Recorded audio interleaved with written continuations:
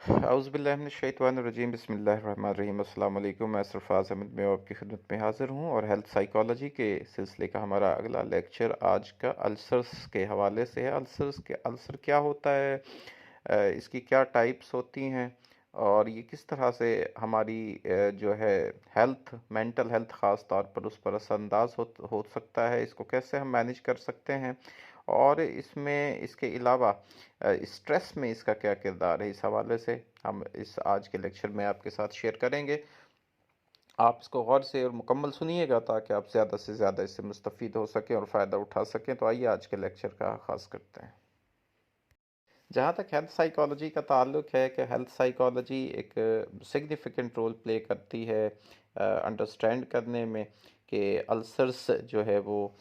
उसको कैसे हम उसका पता चला सकते हैं, उसको कैसे समझ सकते हैं, कैसे उसको मैनेज कर सकते हैं। ख़ास तौर पर जो पेप्टिक अल्सर्स होते हैं, जो कि हमारा जो मैदा होता है स्टोमिक, उनके लाइनिंग्स के साथ ये डेवलप होते हैं स्मॉल इंटेस्टाइन में या एसोफेगस के साथ। और ये किस तरह से हमारे अंदर जो है वो प्रॉब्लम्स क्रिएट करते हैं और फिर इसकी वजह से जो साइकोलॉजिकल इफ़ेक्ट्स होते हैं और किस तरह से जो ये इंटरेक्ट करते हैं अल्सर्स हमारी हेल्थ साइकोलॉजी के साथ, उन सारी चीज़ों के बारे में हम आपसे इसमें सबसे पहले जो स्ट्रेस और लाइफस्टाइल फैक्टर्स भी होते हैं, तो साइकोलॉजिकल स्ट्रेस और जो लाइफस्टाइल फैक्टर्स होते हैं ये भी कंट्रीब्यूट करते हैं डेवलपमेंट में, जो अल्सर होती है उसकी डेवलपमेंट। तो हेल्थ साइकोलॉजिस्ट एक्सप्लोर करते हैं रिलेशनशिप के स्ट्रेस का, कोपिंग मैकेनिज्म्स का और बिहेवियर्स का, जैसे कि बिहेवियर स्मोकिंग हो गया, अल्कोहल कंजप्शन हो गया, पुअर डाइट हो गई, ये किस तरह से अल्सर की फॉर्मेशन में जो है अपना रोल प्ले करते हैं। इसके अलावा इसमें बायो साइकोसोशल मॉडल है, तो हेल्थ साइकोलॉजिस्ट जो है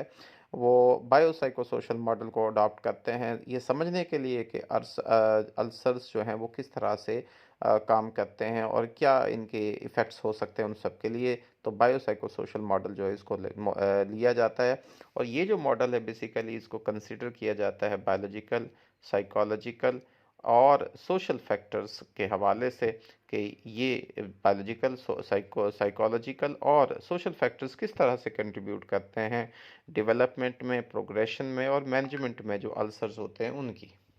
अब जैसे कि हमने पहले बात की कि स्ट्रेस का अहम किरदार होता है अल्सर्स के अंदर, तो अब स्ट्रेस की मैनेजमेंट कैसे की जाए। तो स्ट्रेस मैनेजमेंट जो या स्ट्रेस रिडक्शन जो टेक्निक्स हैं उनमें रिलैक्सेशन एक्सरसाइजेज होती हैं, माइंडफुलनेस होती है और कॉग्निटिव बिहेवियरल थेरेपीज जो हैं ये अहम किरदार अदा करती है। इन चीज़ों के बारे में यानी ये रिलैक्सेशन एक्सरसाइजेज क्या है, माइंडफुलनेस क्या है और सीबीटी क्या है, इसके बारे में मेरी अदर वीडियोस भी लाइक इसमें मौजूद हैं यूट्यूब चैनल पे। आप वहाँ से उनसे डिटेल में उनको कर सकते हैं, चेक कर सकते हैं, सुन सकते हैं। अब बेसिकली इनको करवाया जाता है, एम्प्लॉय करवाया जाता है ताकि इंडिविजुअल्स की हेल्प की जा सके, उनकी मदद की जा सके, उन लोगों की जिनको अल्सर्स होता है, ताकि वो अल्सर्स को मैनेज कर सकें और जो है अल्सर्स वाले लोग जो हैं वो स्ट्रेस को मैनेज कर सकें ज़्यादा बेहतर तरीके से। यानी जब आपकी स्ट्रेस मैनेज हो जाएगी तो ऑटोमेटिकली उसके अल्सर्स जो है वो उसके होने के चांसेस अगर है तो वो उस पे उनके चांसेस आगे बढ़ने के कम हो जाते हैं। तो स्ट्रेस मैनेजमेंट जो है वो बहुत क्रूशियल होती है प्रिवेंट करने में, जो उसकी बहुत ज़्यादा शिद्दत होती है अल्सर की सिम्टम्स को उसकी। यानी अगर अल्सर हो गया है अब उसके बाद अगर बहुत ज़्यादा बंदा स्ट्रेस ले रहा है तो ऑब्वियसली उसकी जो सिम्टम्स हैं उसमें इजाफा होता है। तो यहाँ जो हेल्थ साइकोलॉजिस्ट का रोल होता है वो स्ट्रेस मैनेजमेंट के हवाले से होता है, उसको स्ट्रेस को मैनेज करना होता है, उसको ये मुख्तलिफ टेक्निक्स और थेरेपीज करवाई जाती हैं ताकि जो अल्सर वाले पेशेंट्स हैं उनको जो है रिलीफ दिया जा सके, उनकी सिम्टम्स के हवाले से उनको मैनेज किया जा सके। फिर हेल्थ बिहेवियर चेंज बहुत इंपॉर्टेंट चीज़ है जो हेल्थ साइकोलॉजिस्ट यूज़ करते हैं for the patients of ulcers. तो हेल्थ साइकोलॉजिस्ट असिस्ट करते हैं इंडिविजुअल्स को कि वो पॉजिटिव लाइफस्टाइल चेंजेस अपने अंदर पैदा करें, उनको मैनेज करें और ताकि वो अल्सर से प्रिवेंट कर सकें या बच सकें। इनके अंदर उन एड्रेसेस को उन बिहेवियर्स को एड्रेस किया जाता है जो कि अल्सर की डेवलपमेंट में कंट्रीब्यूट करते हैं। जैसे कि अगर एक बंदा बहुत ज़्यादा सिगरेट नोशी कर रहा है, उसकी सिगरेट नोशी को जो है वो कम करवाया जाता है। उसकी जो अगर कोई अल्कोहल ले रहा है उसकी अल्कोहल इंटेक को कम करवाया जाता है और इसी तरह से उसको हेल्दियर डाइट की तरफ लेके जाया जाता है, अनहेल्दी डाइट से दूर रखा जाता है। और दूसरा उसकी जो थिंकिंग पैटर्न है उसको भी चेंज किया जाता है, नेगेटिव थिंकिंग से पॉजिटिव थिंकिंग की और वे ऑफ थिंकिंग, क्योंकि आपने पहले भी मेरी वीडियोस में सुना होगा और मैंने कई जगह पे बताया है कि जो हमारी नेगेटिव थिंकिंग भी है बेसिकली, ये भी हमारे उन हार्मोन्स को जनरेट करती है जो कि हमारी बॉडी को नुकसान पहुंचा रहे होते हैं। ऐसे पॉइजनस हार्मोन्स हैं, ऐसे जो नुकसानदेह जो है हार्मोन्स हमारी रिलीज होते हैं बॉडी के अंदर, और ताकि वो उन पॉजिटिव जो है वो रिस्पॉन्सेज को ख़त्म कर देते हैं और नेगेटिव उनका ज़्यादा वो हो जाता है। अब सीबीटी जो है ये भी बहुत अहम किरदार अदा करती है। अब सीबीटी दी जाती है, हेल्थ साइकोलॉजिस्ट जो है वो सीबीटी यूज़ करता है, क्योंकि एक थेरेपेटिक अप्रोच है और इसको हेल्थ साइकोलॉजी में इस्तेमाल किया जाता है कॉग्निटिव और emotional aspects of health condition जो है उनके हवाले से। अभी जैसे मैंने आपको बताया कि इसमें कॉग्निटिव जो हमारे नेगेटिव थॉट पैटर्न्स होते हैं, नेगेटिव थॉट पैटर्न्स हैं, उनको जो है वो आइडेंटिफाई किया जाता है पहले तो, और फिर उनको चेंज किया जाता है। यानी बंदा क्या सोचता है, कैसा कौन कौन सी चीज़ों के हवाले से नेगेटिव है अपनी लाइफ के बारे में, अपने पर्सपेक्टिव से, यानी साइकोलॉजिकली या साइको सोशली, या ठीक है, या हमारी सोसाइटी में जो बहुत सारी चीज़ें होती हैं जिनके बारे में उनको आइडेंटिफाई किया जाता है, फिर उसको स्ट्रेस को मैनेज किया जाता है और एक नई कोपिंग स्ट्रेटजीज जो हैं वो डेवलप की जाती हैं ताकि इन सिम्टम्स को रिड्यूस किया जा सके, इनको कम से कम किया जा सके, जो कि स्ट्रेस के इजाफे में बायस, स्ट्रेस के इजाफे का बायस बन रही हैं या उनकी सिम्टम्स को इन्हांस करने का बायस बन रही हैं उन चीज़ों के हवाले से। इसके बाद डाइट और न्यूट्रिशन का बहुत ज़्यादा रोल है अल्सर के उस बढ़ोतरी में, क्योंकि देखें इसका ताल्लुक हमारे स्टोमिक के साथ है, डायरेक्टली हमारे स्टोमिक के साथ है, स्टोमिक लाइनिंग के साथ है, स्मॉल इंटेस्टाइन के साथ है, एसोफेगस के साथ है। मैंने पहले भी आपको ये चीज़ें बताई हैं, तो ऑब्वियसली जो डाइट का रोल है वो बहुत इंपॉर्टेंट है। तो हेल्थ साइकोलॉजिस्ट यहाँ पे गाइडेंस प्रोवाइड करते हैं डाइटरी मॉडिफिकेशंस के हवाले से, और इसमें ताकि उनकी जो अल्सर की सिम्टम्स हैं उनको एलिविएट किया जा सके। अब इसमें रेकमेंड किया जाता है कि कुछ ऐसी फूड्स हैं जो कि हमारे स्टोमिक लाइनिंग्स को इरिटेट करती हैं, ठीक है, और प्रमोट करती हैं एक डाइट जो कि सपोर्ट करती है ओवरऑल गैस्ट्रोइंटेस्टाइनल हेल्थ की। अब अगर एक किसी को अल्सर है या जिसको स्टोमिक प्रॉब्लम है, अगर वो बहुत ज़्यादा चटपटी तली हुई चीज़ें खाएगा या मिर्च मसाले वाली चीज़ें, ऑब्वियसली उसकी वजह से क्या होगा कि स्टोमिक के अंदर इरिटेशन होगी, या वो बहुत ज़्यादा अगर वो इसका जो सोडा वगैरह इसका इस्तेमाल करता है, कोल्ड ड्रिंक्स वगैरह, ये जंक्स फूड्स का इस्तेमाल, तो उसकी वजह से भी क्या होगा कि क्योंकि जंक्स फूड जो होती हैं, अगर आप पिज़्ज़ा बर्गर की बात करें इस तरह की बात, तो ज़ाहिर है उसकी वजह से फिर क्या होगा कि उसमें क्योंकि मसाले बहुत ज़्यादा होते हैं, चीज़ें बहुत, तो ये भी इरिटेशन पैदा करती हैं स्टोमिक लाइनिंग्स की। तो इनको गाइड करना होता है या हेल्थ साइकोलॉजिस्ट उनको बता रहा होता है कि कौन सी फूड आपके लिए बेहतर है। यहाँ पे वो डाइट और न्यूट्रिशनिस्ट का काम भी कर रहा होता है कि ताकि उसकी जो ओवरऑल जो गैस्ट्रोइंटेस्टाइनल हेल्थ है उसको सपोर्ट किया जा सके, ये भी बहुत अहम किरदार है। फिर मेडिकेशन एडेरेंस है जी, मेडिकेशंस भी इसमें होती है, तो उसमें प्रोटॉन पंप इनहिबिटर्स होते हैं, जो कि या H2 ब्लॉकर्स उनको कहा जाता है, ये अल्सर्स को मैनेज करने में है। फिर उसके बाद हेल्थ साइकोलॉजिस्ट एड्रेस करते हैं उन फैक्टर्स को जो कि इम्पैक्ट करते हैं मेडिकेशन एडहेरेंस के, जैसे कि उन आपने उसके हवाले से belief about medication and potential side effects, कि भाई जब तक हमें किसी चीज़ के बारे में यकीन नहीं होता उस वक़्त तक हमारा उसके इफ़ेक्ट्स नहीं होता। यानी जब हम कोई भी चीज़ यकीन के साथ इस्तेमाल करते हैं तो ऑब्वियसली उसके इफ़ेक्ट्स ज़्यादा होते हैं। तो यहाँ पर जो हेल्थ साइकोलॉजिस्ट का रोल होता है वो इसी पे होता है कि भई आप ये मेडिकेशन यूज़ करेंगे तो उससे फिर क्या होगा, आपकी जो है आपको जो पोटेंशियल साइड इफ़ेक्ट्स हैं उनका भी पता होना चाहिए कि भई इस मेडिसिन्स के ये भी इफ़ेक्ट्स हो सकते हैं और ये चीज़ें हो सकती हैं। और अगर आप मेडिकेशन कर रहे हैं अल्सर को ट्रीट करने के लिए तो ऑब्वियसली उसकी सिम्पटम्स को रिड्यूस होंगी, कि उसमें कमी वाक़या होगी, और ज़्यादा फ़ायदा उसमें साथ जब साइकोलॉजिकल थेरेपीज़ दी जाएँगी, जब उनको सीबीटी और इस तरह से गाइडेंस और काउंसलिंग प्रोवाइड की जाती है, तो ऑब्वियसली वो आहिस्ता-आहिस्ता ख़त्म होती जाएँगी। उसकी पेशेंट्स की एजुकेशन है, उसको एजुकेट करना है, एजुकेशन उसको सबक नहीं पढ़ाना या उसको क्लास नहीं पढ़ानी है, बल्कि उसको एजुकेट इस हवाले से करना है कि वो अल्सर्स को अंडरस्टैंड कर इन्हांस हो सके, उसकी इंडिविजुअल जो अंडरस्टैंडिंग है अल्सर्स के बारे में, उसकी कॉजेज़ के बारे में। कई दफ़ा ऐसा होता है कि बीमारी इतनी बड़ी नहीं होती, लेकिन जो उसके लोगों को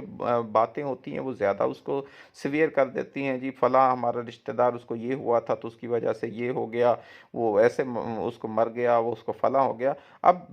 कई दफ़ा बीमारी छोटी होती है लेकिन उसको ऐसे बढ़ा चढ़ा के लोग पेश करते हैं कि अगला बंदा वैसे ही परेशान हो जाता है, वो ज़्यादा टेंशन में आ जाता है कि पता नहीं अब तो मेरी लाइफ का एंड हो गया और फलां हो गया। तो इसमें पेशेंट्स को एजुकेट करना बहुत ज़रूरी है कि वो अपनी उस बीमारी के बारे में अच्छी तरह अंडरस्टैंडिंग करें, उसकी कॉजेज़ को और उसकी मैनेजमेंट स्ट्रेटजीज़ को उसको समझे। कि जब तक पेशेंट खुद उसमें जो है वो कोऑपरेट नहीं करेगा साइकोलॉजिस्ट के साथ या जो भी उसका कोई भी जो ट्रीटमेंट उसकी कर रहा है, हेल्थ केयर प्रोफेशनल कोई भी है, उसके साथ जब तक वो जो है कोऑपरेट नहीं करेगा, उस वक़्त तक वो ठीक नहीं होगा। तो क्लियर कम्युनिकेशन और एजुकेशन जो है वो इंडिविजुअल्स को, अफराद को जिनको अल्सर्स होती है, जिनको कोई भी बीमारी होती है, उसको एम्पावर करती है कि वो एक्टिवली पार्टिसिपेट करे अपनी केयर में। यानी इंसान खुद अपनी केयर जब तक नहीं करेगा, खुद नहीं सोचेगा, उस वक़्त तक वो ठीक नहीं हो सकता है या अपनी प्रॉब्लम्स पर कंट्रोल नहीं कर सकता है। इसके बाद सपोर्टिव केयर आ जाती है। तो साइको सोशल सपोर्ट जो है बहुत इंपॉर्टेंट है पेशेंट्स के लिए, जिनको जो डील कर रहे होते हैं, इंडिविजुअल्स डीलिंग विद अल्सर्स। और हेल्थ केयर साइकोलॉजिस्ट जो हेल्थ साइकोलॉजिस्ट हैं वो फैसिलिटेट करते हैं सपोर्ट ग्रुप्स और इंडिविजुअल काउंसलिंग, ताकि वो इमोशनल एस्पेक्ट्स जो है उनको पे गौर करे,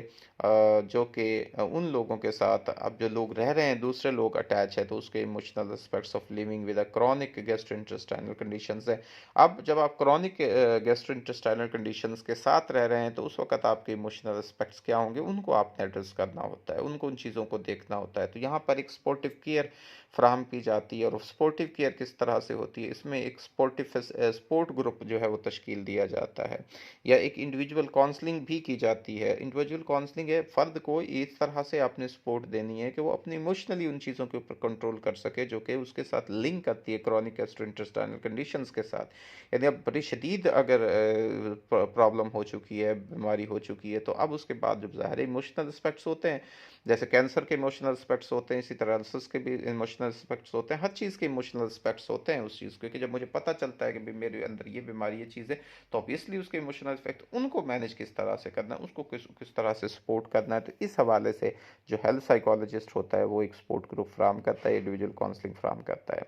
इसके अलावा बिहेवियरल इंटरवेंशंस जो है पेन मैनेजमेंट के लिए भी दी जाती हैं, की जाती हैं। तो वो भी, यानी जो इंडिविजुअल्स जिनको अल्सर्स होता है, तो उनके अंदर एक पेन और डिस्कम्फर्ट भी पाई जाती है, तो हेल्थ साइकोलॉजिस्ट जो है एक बिहेवियरल इंटरवेंशंस इम्प्लांट करते हैं, जैसे कि रिलैक्सेशन टेक्निक्स है, बायो फीडबैक है। इनके ज़रिए से वो हेल्प करते हैं पेन पेन को मैनेज करने में, और ओवरऑल जो वेल बीइंग है, सेहत है, उसको जो है वो इम्प्रूव करने में अहम किरदार अदा करते हैं। इसके अलावा गैस्ट्रो इंटेस्टाइनल सिम्टम मैनेजमेंट होती है, तो हेल्थ साइकोलॉजिस्ट कोलैबोरेट करते हैं विद